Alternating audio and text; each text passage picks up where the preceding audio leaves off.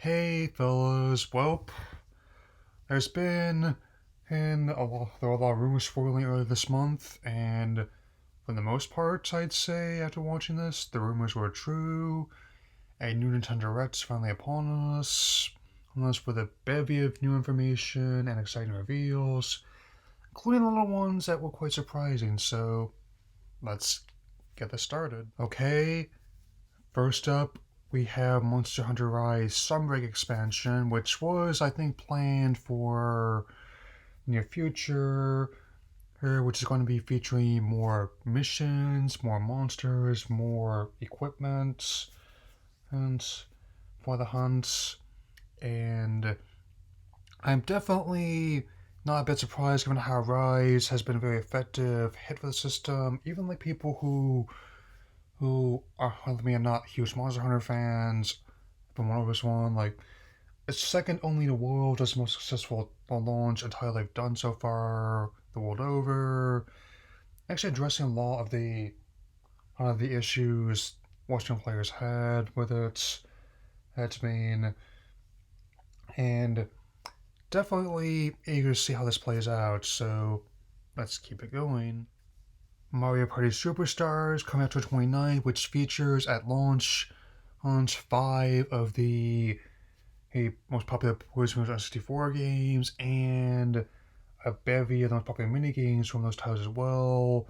I think coming off the success of Super Mario Party, given how that's one of the 10 best-selling games of the system so far, the back-to-basics approach to gameplay, and the fact that they're not putting them out every single year that they used to, has given them more time to focus on improving the quality of the songs they are doing. I mean, even like someone who's me, who has yet to actually play one I consider to be outright bad, had as admits, like, I think the saturation kind of did get a bit heavy over, at least in the early years, and it definitely looks good. I'm probably not gonna be picking this one up right away, but I definitely think it looks like it'll be pretty fun. And I'm gonna keep going because it's gonna be fitting the first available new title. Yeah. Okay, so next up is another game from Square Enix. Voice of Cards Our Dragon War. Oh, is that my first thought is okay. I definitely don't have anything against the idea of a card-based RPG, given how those have been around for a while now. It's coming out October 28th. There's going to be a demo around the same time. So definitely looks like something one of those like try before I potentially buy situations, which as a personal I'm very much in favor of. The next title I've heard very good things about, and this is one of the ones that we're talking about a lot being presented in this direct. Disco Elysium: The Final Cut, which is another sort of adventure game, which is definitely one I've heard very good things about. It's been ported to other systems. I think it showed up on PC first, and it's going to be coming to Switch. Like it'll be coming on eShop on October 12th. The physical version will be coming out early 2022. They don't have an exact date yet, which, given the circumstances, I totally understand why. It's a very unique take on like a science fiction adventure game. Also, I think the whole approach to the progression is actually pretty refreshing, where they explicitly he discouraged a crippling specialization trope by, if you focus on one skill set at the expense of another, however, it's going to be detrimental, like how you put too much focus in combat, your skills negotiation are going to be less effective, you put too much XP into physical whole power, your intellect is going to be less fluid, and so on and so forth. And definitely he might consider trying this first version depending on how it's received on the Switch. Because I'll admit, for every port that's worth, like, say, like the first three Bioshock games or the newer Doom Wolfenstein ones, we've got like an Apex Legends or or a WWE 2K18, so let's keep this going. Okay, so next story expansion, Age of Calamity, is also coming on October 29th. There's a lot of good stuff coming that day, is what I'm noticing in this direct. So I am working on clearing like the stuff that's already on the cart. It's both in terms of like the main story missions, as well as trying to clear all the objectives. So as I stated before, I usually don't opt into these for the most part, and in the cases I do, it's usually when I've gotten as much as I can, all I can out of the base game. And even though it's not a first party one, essentially being made by the partners at Typemo Koei, they are doing as well as Omega Force. This one is actually quite packed with content. I mean, it's not the first Warriors Musou spin-off they've done in the Zelda universe, but it is one that's actually canon to the timeline. So I keep telling people, if you've beaten Breath of the Wild more than once and want something to tide you over until the sequel comes out, I definitely recommend this one. Definitely in many ways, I look at it like, it's basically to Breath of the Wild and the greater Zelda universe, to say like Rogue One. It's like a Star Wars one where it details how that first major victory they scored did come at great cost. So yeah, let's keep going. And also now we got another curveball in the stretch, Chocobo GP. I wasn't expecting this survival, given how the original Chocobo racing is a very strange game. It's not great. Definitely no Mario Kart 64, even Crash Team Racing, but it's got its fans, so kind of interesting. Seeing the Chocobo on rainbow colored rollerblades. But hey, if Cruisin' came back, that can also been pretty well received. System, I've still been listening to like the themes on my head for a while, so I'll keep an eye on this one. And it's coming out in 2022, so no concrete date for that yet. So okay, so the final Sakurai Presents with the last character in Super Smash Bros. Ultimate, as in no bonus fighters. There's not even a bookend this DLC. It's coming out October 5th. I actually kind of like it because it'll build up more anticipation for that Tuesday. I'm not putting too much into this, given how I haven't been actively speculating and rolling with scheming leaks. So I guess we'll find out then. But in the meantime, the next one I think will be something that also was a very pleasant surprise. Okay, so I definitely was quite pleased to hear this. This, for spring 2022, for the 30th anniversary of Kirby, since he originally appeared on Kirby's Dream Land on Game Boy in 1992, so indicator of my vocal age being the same as me, Kirby and the Forgotten Land, and which is essentially based on this early bit of footage we're being shown, is an open world Kirby game. So it's definitely a franchise that actually he don't have any objection to going open world at all. Can you imagine this little Star Warrior here eating enemies and trying to find his cake in any direction? I can. And I'm actually seriously considering getting like a Kirby tattoo on my left shoulder. The right one's gonna be Mortal Kombat logo, and also for my brother, probably gonna be on my chest. Miss you, buddy. But I'm still looking forward to this game quite a bit at next spring. Still figures to be plenty of time to get anticipated for it, so yeah. This one was definitely more of a when and less of an if, given how active the data miners have been. I usually don't address them until after I get official confirmation, and because I usually don't try to feed into that kind of rumor mill But the next Animal Crossing New Horizons updates, which makes sense given how its second only Mario Kart Deluxe is the best-selling game on the system, will be coming in November. The next more details will be in October in the new Direct. And one of the big features will be the Roost and Brewster by that proxy. The music especially don't tip me off. I mean, he's been a fixture of the series ever since World on DS.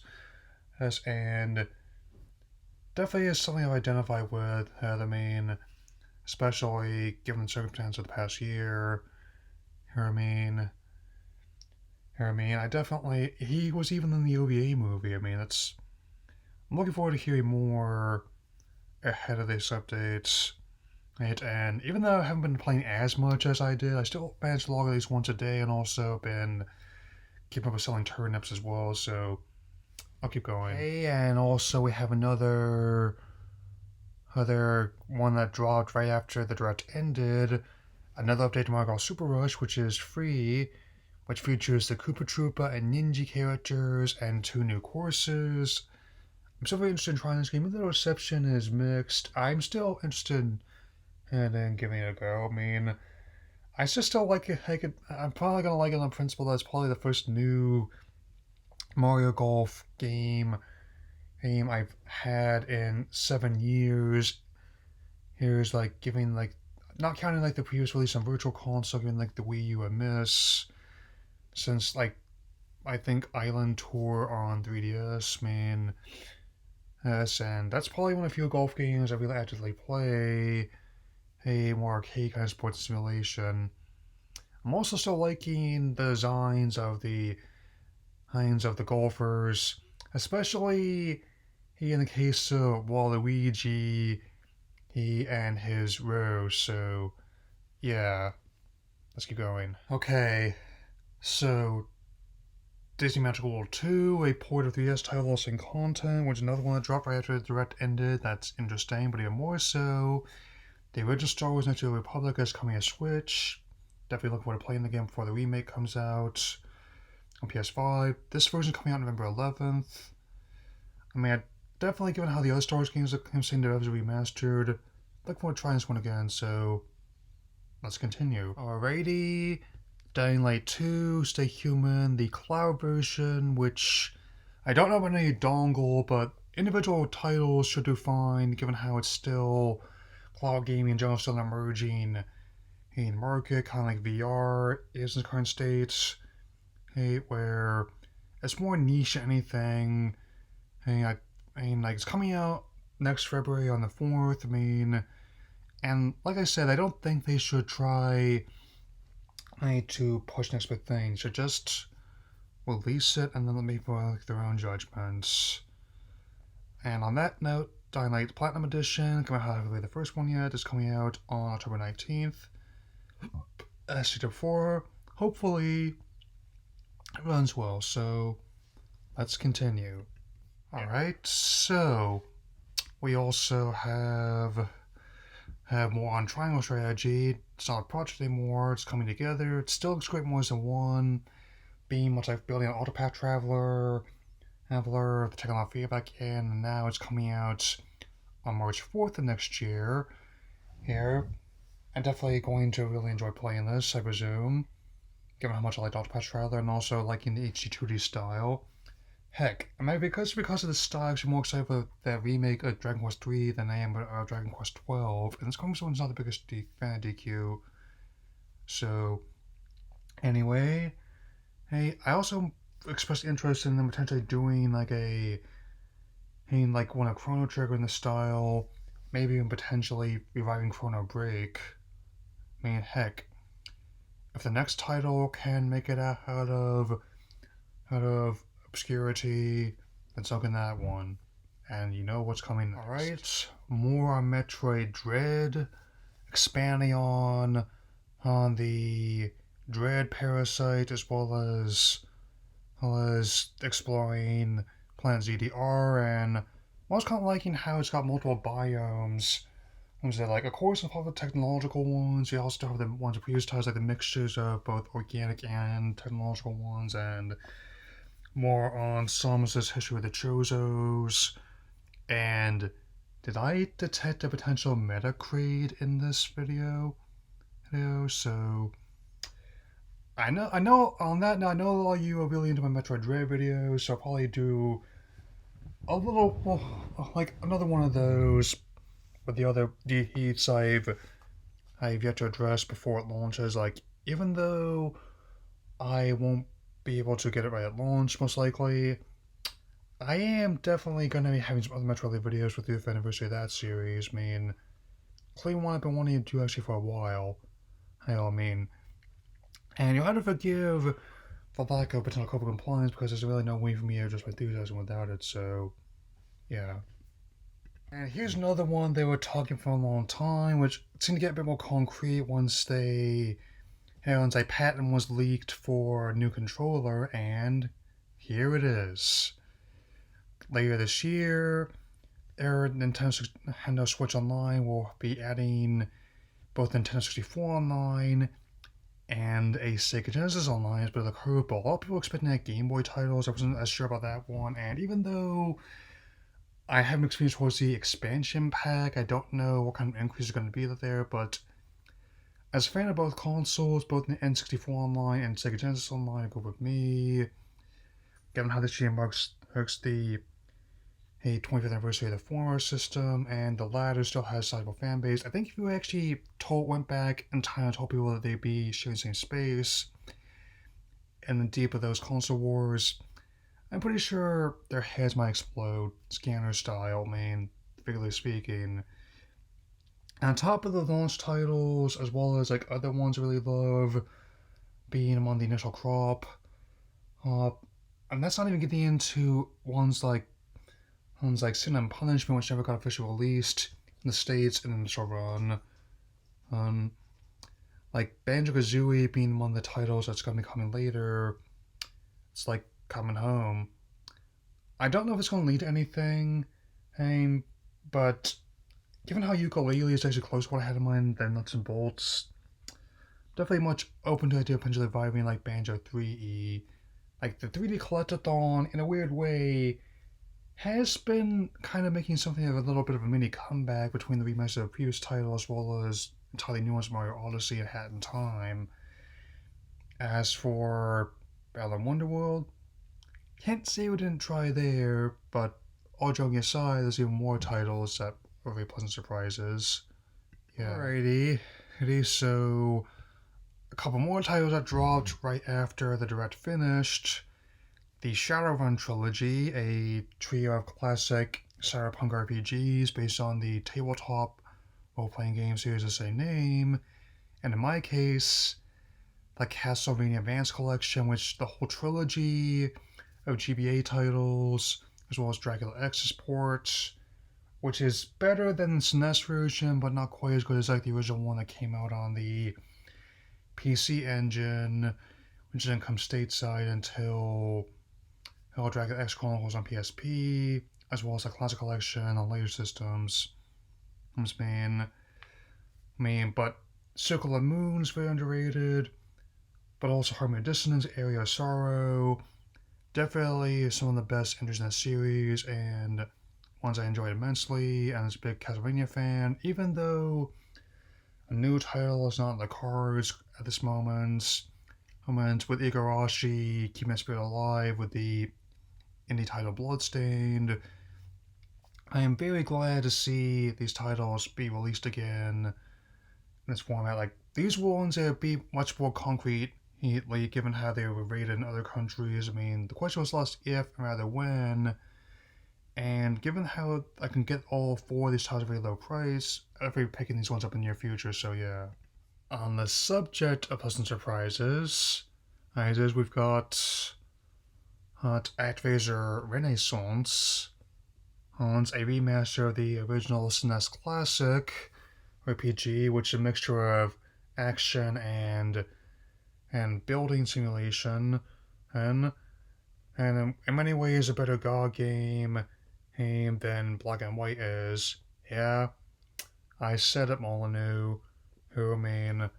So I know it seems to target, but still. And at the same time, Deltarune Chapter 1 and 2, who a spin-off of Undertale's Sega universe, and even though I've heard about the fandom, I'm so interested in playing the game, and in the case of Deltarune Chapter 1 and 2, I don't think it can beat that price free, which also dropped right after the presentation did, so always kind of nice to see that happen where something comes out right after like the presentation finishes, and definitely have very good things about that. Like, it definitely subverts a lot of stuff, even if you have played the original, and even if you have, definitely something entertaining one on its own merit, so, yep. And next up is Lightning Round. Okay, so Hot Wheels Unleashed, September 30th. Not really much to say there. Here, it's a Hot Wheels racing game, nothing more, nothing less. Sorry, the Aftermath is still coming out. It doesn't have an exact date, it just says holidays, so whether that means Halloween, Thanksgiving, Christmas, or even Veterans Day, hey, I guess we'll find out then. Quick update with Shin Megami Tensei 5, left page November 12th. I'm glad that this one's actually doing pretty well in pre-orders, and more people are getting into it. It's Rune Factory 5, March the 4th of next year. Didn't play the other ones, so not much to say there. Wreckfest in the fall. I'm more interested in like playing Burnout Paradise remastered on the system personally, so. And also, other ones that dropped right after this are Arcade Archives, Pac-Man, and Xevious. I mean, they wanted to do this earlier in the year for fairly obvious reasons, between developers being tied up and the Japanese bodies Sarah being unable to rate the games. They couldn't until now. Not really into Xevious, but Pac-Man is, after 40 years, is definitely very much what you would consider to be like a timeless kind of one. Definitely, the impact when you can have been formats that have been on close to every single console and device, and even the original one, the arcades down in Smithsonian, that is definitely something. Yeah. And another surprise, Miyamoto came in the presentation to reveal that the Mario anime reboot will be coming next Christmas. And also being the initial cast list, presumably more to come, as well as what the look is going to be like. It contains Chris Pratt as Mario, Jack Black as Bowser, Anya-Taylor Joy as Princess Peach, Seth Rogen as Donkey Kong, Charlie Day as Luigi. Definitely going to be playing Always Sunny. Any memes in my case for that one. Keegan-Michael Key as Toad. Charles Martinet is going to be in the movie. Michael Richardson is going to be voicing Comic. Fred Armisen is going to be voicing Cranky Kong, and a kind of a deep cut out of a character.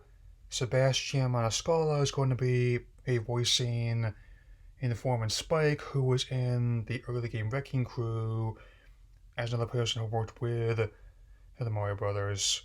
So I definitely can't imagine this being worse than the live action one, if I'm being totally honest. I mean, I gather people are also talking about the recently unearthed Morton Jankel cut, but I have not seen it yet. I mean, if I do, I might take a look at it. I mean, that sense.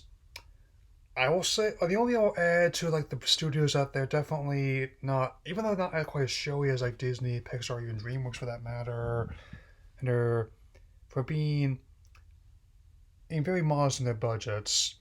Budgets there are, it's pretty well spent, admittedly. Really, much like with Blumhouse and horror films, it's going to be done so modestly, there's basically no way they can't make their money back. I'm actually more optimistic about this than about Sing 2, which I'm not going to. It's probably, this year is probably going to be either The Kingsman or The Matrix Resurrections, and I'm interested in both of those ones, but I'm going to have enough time when I go see one. I'll definitely keep you informed about anything else that happens. Like, typically animated video game movies have a better track record than live action ones. Like, we could be getting Detective Pikachu, a Sonic, or we could be getting like a Monster Hunter or a lot of stuff that Uwe Boll cooked up. We'll see. So, yeah. And of course, Rumi, another look at Splatoon 3 is always appreciated. I mean, still doesn't have an actual release date yet. It just says 2022.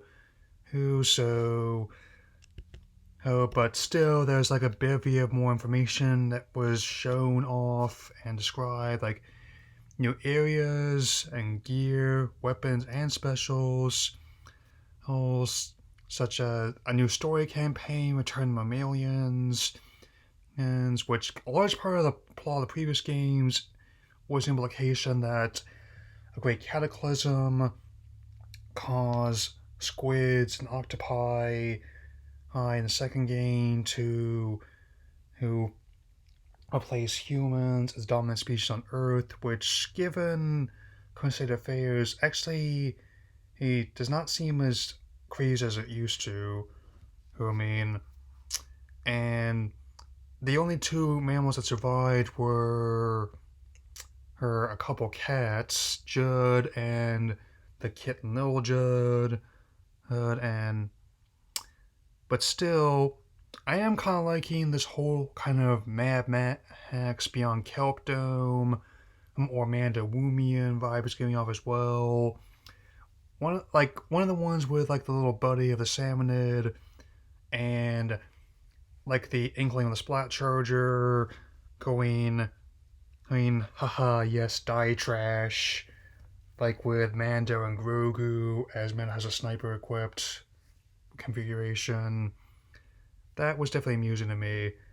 I also kind of like how the character customization is going to play out, and I usually like to have whenever I give it that chance, to have my avatar be like an extension of myself in both looks and personality, to put myself in the character's proverbial shoes. So, yeah.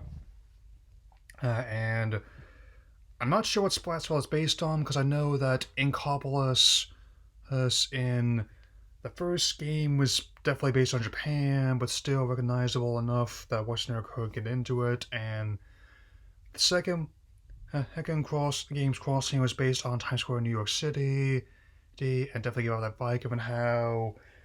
And same deal like with the hosts, like Callie and Marie would basically feel the same kind of, similar appeal to like the Vocaloids these did, whereas Pearl and Marina were very much based on the Notorious B.I.G. and Tupac Shakur, or on a more playable version of their feud, and it's been nearly 25 years since he died. So, but I'm looking forward to it. And given how the first game came out in May of 2015, the sequel in July 2017, and I definitely thinking if it falls around that similar time frame, that would be feasible. I also wouldn't mind a definitive edition of the first game on Switch. I mean, it's like, and of course, probably gonna be more amiibo. Like, even though I think it survived compared to other ones because of how it's just extension features in previous games, and it's not tied to just one game, and also connects it to Nintendo Toy Maker as well. So there's one more reveal that I think was the best for last. And finally have a new gameplay trailer and release date of 2022 for Bayonetta 3, the third installment in Platinum's stylish as action title, and it has been a very long time, and I guess by Kamiya's own admission, they're waiting for the right time to show more, and I guess the time is finally here. So I'm definitely liking how this is being done with the in-game engine, and even with the Switch not being quite as beefy as Sony and Microsoft systems, same deal with like this OLED model coming out with. It's clear that for the right developer making use of it, they can work some magic, and how Platinum is definitely a developer that fits like that bill. Even when they were still Clover, they were really good at making use of consoles hardware, here, and I'm liking this how the style is playing out, like how fighting giant demonic monsters with hair-based weaponry, hair-based attacks, as well as gunplay on your hands and feet. So definitely looking forward to playing this. I really am. That'll be all for now. Now I am still drafting my scripture for Nemo and the Incredibles. Still about a quarter way through on each, so hopefully you'll see those soon. I will definitely talk to y'all later.